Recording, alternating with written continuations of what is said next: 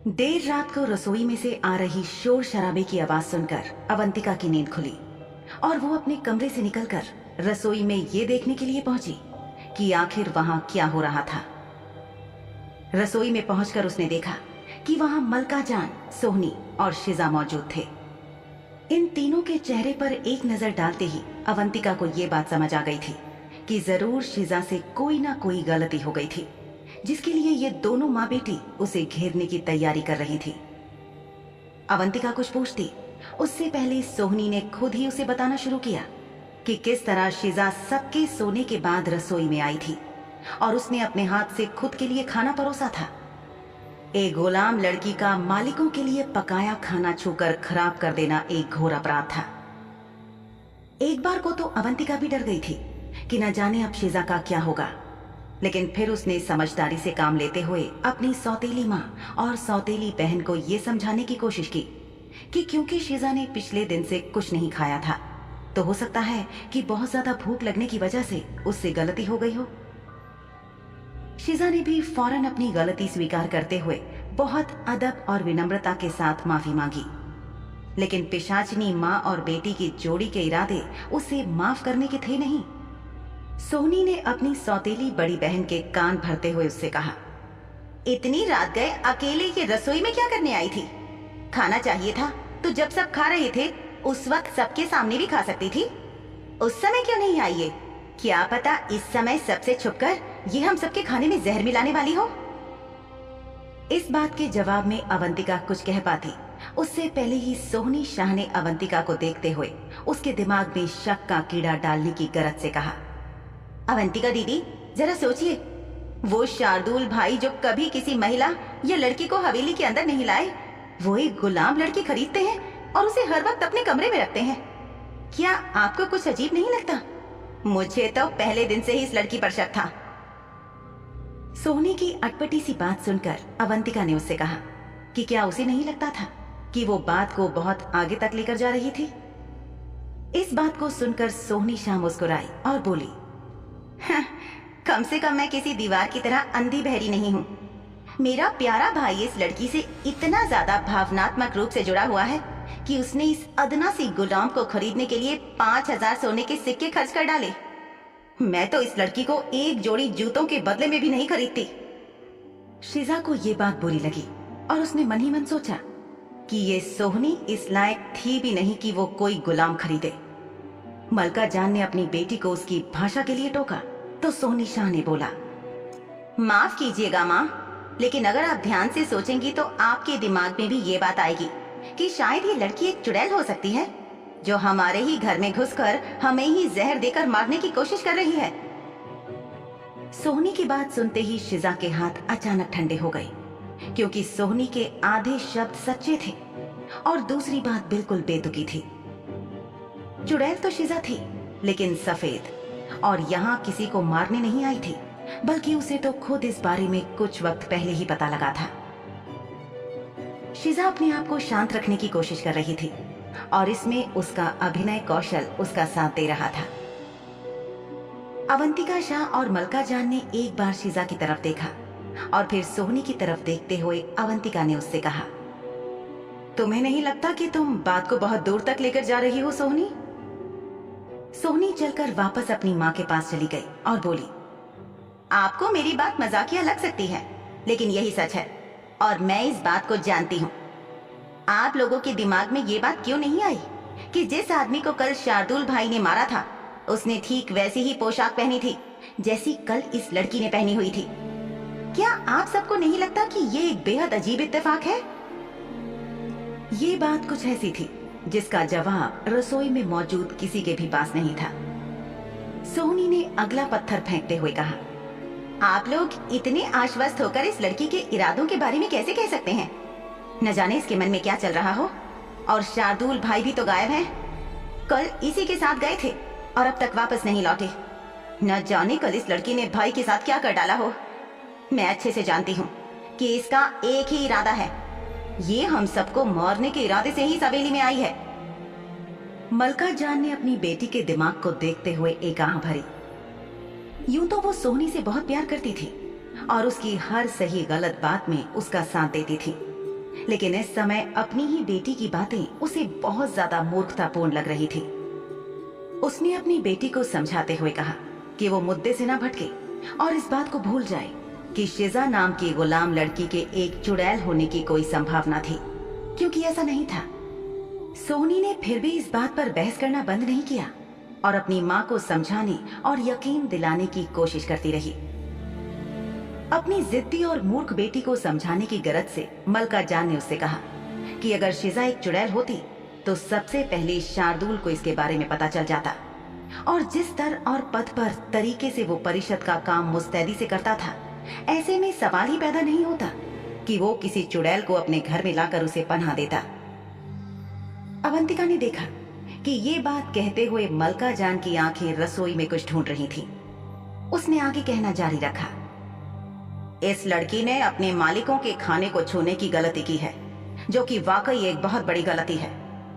सुनो लड़की, तुम बहुत भाग्यशाली हो कि तुम शार्दुल की गुलाम हो, हम में से किसी एक की नहीं, क्योंकि सिर्फ शार्दुल के गुलाम होने की वजह से तुम्हारी जान बचती जा रही है, वरना आज वाली गुस्ताखी के लिए तो अब तक तुम्हें बाहर किसी पेड़ पर लटका दिया गया होता और तुम्हारी लाश बाकी लोगों के लिए एक उदाहरण का काम कर रही होती कि अपने मालिकों के बनाए नियमों का पालन न करने का क्या अंजाम होता है। लेकिन इस घर की बड़ी होने के नाते मैं ये भी समझती हूँ कि अगर तुम्हारी गलती पर तुम्हें सजा नहीं दी गई और तुमको यूं ही छोड़ दिया गया तो ये गलत होगा। अगर ऐसा किया गया तो तुम्हें भविष्य के लिए सीख कैसे मिलेगी? मलका जान की बात सुनकर अवंतिका और शिजा दोनों चिंतित दिखीं। मलका जान की आंखों में एक अलग सा पागलपन उतर आया और उसने शिजा को घूरते हुए पूछा, हाँ तो तुमने कहा था कि तुम्हें बहुत ज्यादा भूख लगी है ना? चलो आज मैं तुम्हारी भूख का ऐसा इंतजाम करती हूँ कि तुम्हें आने वाले कई दिनों तक भूख नहीं लगेगी, बल्कि तुम खाने पीने के नाम से ही सिहर जाओगी। शिजा को नहीं पता था कि मलका जान उसे किस तरह का सबक देने की योजना बना रही थी। शाह परिवार में जो सजाएं दी जाती थीं, वो वैसे भी सबसे अजीब होती थी। मलका जान मुस्कुराई क्योंकि उसकी बात सुनकर उसकी बेटी सोहनी के चेहरे पर उत्तेजना और उन्माद आ गया था। मलका जान मेज पर रखे भूरे रंग के बर्तनों में से एक के पास गई। इस बर्तन को एक पानी भरे उथले बर्तन के बीचों बीच रखा गया था। उसने एक खाली ग्लास उठाया और उसमें कुछ डालने लगी। ये गहरा गाढ़ा खून था जो मलका जान इस ग्लास में डाल रही थी और इसे देखकर शिजा को मिचली आ रही थी। अवंतिका फिर से बचाव में आई और उसने कहा, शिजा एक इंसान है, वो इसे पचा नहीं पाएगी। उम्रदराज पिशाचनी ने अपनी सौतेली बेटी को देखा और कहा, तुम्हें पता है अवंतिका, तुम्हें अपनी माँ के सपनों और उम्मीदों पर खरा उतरना चाहिए। अगर आज वो होती तो उसे ये जानकर बहुत निराशा होती कि उसकी बेटी बड़ी होकर इतनी कमजोर हो गई है कि गलती करने पर भी एक गुलाम को सजा देने की हिम्मत नहीं जुटा सकती। सोचो, तुम्हारी माँ को यह जानकर कैसा लगता कि एक शुद्ध खून वाले पिशाच परिवार का हिस्सा होने के बावजूद तुम अपने नौकरों को सजा देने की हिम्मत नहीं जुटा पा रही हो। शिजा अच्छे से जानती थी कि शार्दुल शाह की गैर मौजूदगी में अगर उसे इन पिशाचनियों के कहर से कोई बचा सकता था तो वो केवल और केवल अवंतिका मालकिन थी। लेकिन मलका जान ने चतुराई से अवंतिका की मां का जिक्र करके उसे पुरानी यादों में धकेल दिया था। अवंतिका थोड़ी उदास और भावुक हो गई थी। उनकी मां के बारे में शिजा ने काफी बातें सुनी थी और शिजा के अनुसार वो एक दयालु महिला नहीं थी, क्योंकि वो बिना पछतावे के लोगों को बेझिझक मारने की बात किया करती थी और अपने बच्चों में भी यही भावना उत्साहजनक तरीके से डालने की कोशिश करती थी। तभी शिजा के चेहरे पर एक व्यंग्यात्मक मुस्कान आ गई। उसे अपनी मां याद आ गई। उसकी अपनी मां भी तो आदर्श मां नहीं थी, क्योंकि अपनी मौत का झूठा नाटक करके अपनी ही बच्ची से बिना कोई संपर्क स्थापित किए इतने महीनों से उसे अकेले छोड़ देना कोई आम मां तो नहीं कर सकती थी। अवंतिका और शिजा अपनी अपनी मां के ख्यालों में खोई हुई थी और उधर मलका जान ने वो ग्लास उठाया और शिजा की तरफ बढ़ा दिया। फिर मेज से एक कदम दूर खिसकते हुए उसने सख्त लहजे में शिजा को आदेश दिया कि वो ग्लास में भरे हुए खून को पी ले शिजा को ऐसा लगा जैसे उसका अतीत फिर से उसके सामने आकर खड़ा हो चुका है। इससे पहले एक बार इस पिशाचनी की बेटी सोहनी शाह भी ये कोशिश कर चुकी थी, लेकिन उस दिन शिजा की खुशकिस्मती थी कि शार्दुल शाह हवेली में ही था और उसने फौरन आकर शिजा को अपने पागल परिवार से बचा लिया था। लेकिन आज शार्दुल मालिक कहीं नहीं थे।